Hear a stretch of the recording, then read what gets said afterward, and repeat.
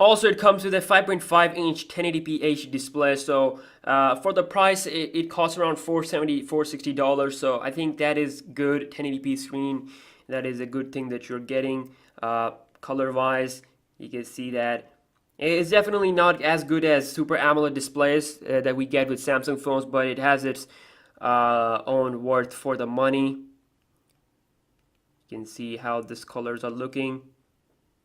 And one thing that I've noticed that outdoor visibility definitely is not that good compared to AMOLED display. So it's a bright display, but it's not super bright as Samsung phones. They have the best visibility outdoors, and iPhones also have really nice bright displays outdoors. So and also software wise, this is of course Chinese phones. They all have same kind of UI. Huawei, Oppo, their UI is very similar. You get home screen. This is Color OS, but I don't find this much different compared to Huawei's UI, which is, I think they're calling that emotion UI, something like that. So it's coming with 5.1 Lollipop, and that's kind of a disappointing thing because you know, we even have Marshmallow on the Galaxy S5, which is a phone from 2014. So why not Marshmallow? So yeah, it has some nice features which I'm going to be showcasing in a tips and trick video. One of the features that I like here that you can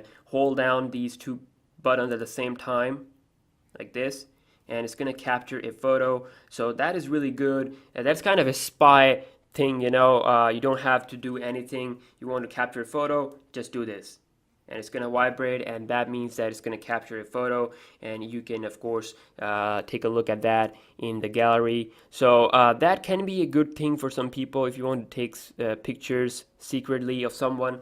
So in terms of the hardware, it has a MediaTek chipset, and it scores pretty decent when it comes to the benchmarks. You know, MediaTek chipset, they are built for these Chinese phones, and that's why they are always going to be slow compared to the competition.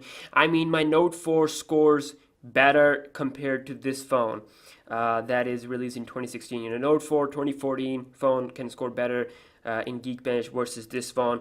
So 4 gigs of RAM. I mean, I'm not saying that it's bad in performance. Real life performance is really good. You're gonna be seeing some speed test videos on my channel.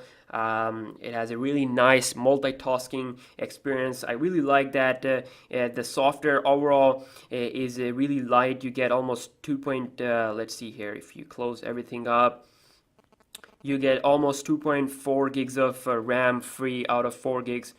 So that is pretty cool. You don't really get that much RAM available free on Samsung phones, so very less bloatware. I enjoyed that. Also, if we talk about the camera on this phone, and that in my other videos also. And lastly, if I talk about the battery, you know, the battery is 2,800 something. Of course, it's less than 3,000 for a 5.5-inch 1080p display, and I think it's doing a decent job. And I still, you can see I have some few left here. I've been using it ever since I got this phone, and I think I never connected the charger, and that's insane. And I gotta say, the battery it's really good. Battery life is good, it's solid. Of course, there's gonna be maybe a separate video on the battery topic. So yeah, this is the whole Oppo story. I know my